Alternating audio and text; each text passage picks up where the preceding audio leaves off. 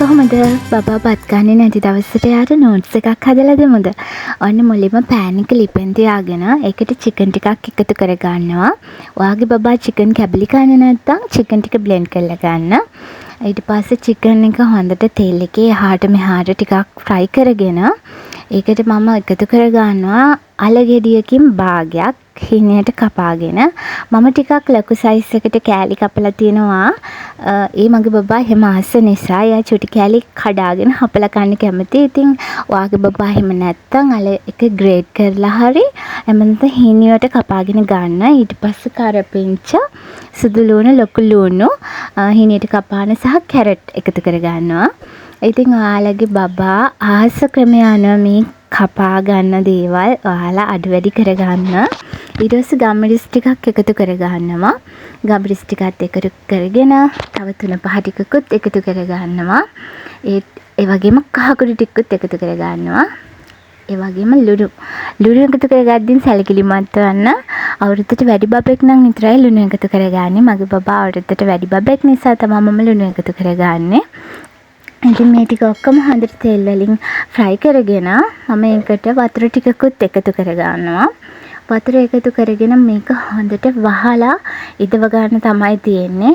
වතුර එකතු කරගෙන ටික වෙලාවක් මේක තැම්බෙන්න දීලා ඉතින් ටික වෙලාවක් තැඹුණාට පස්සේ ඔයා බබාට දෙන නෝට්ස් එකත් මේකටම එකතු කරගන්න. ඉතින් එකතු කරගෙන නෝට්ස් එකට උඩින් එන ප්‍රමාණයට මේ දාලා තියෙන වතුර ටික මදි නම් තව වතුර ටිකක් එකතු කරගන්න. උණු වතුර ටිකක් එකතු කරගන්න. මදි වුණොත් නැත්නම් ප්‍රශ්නයක් නෑ. මම නම් වතුර ටිකක් එකතු කරගත්තා. මොකද මට වතුර ටිකක් මදි වෙච්ච නිසා.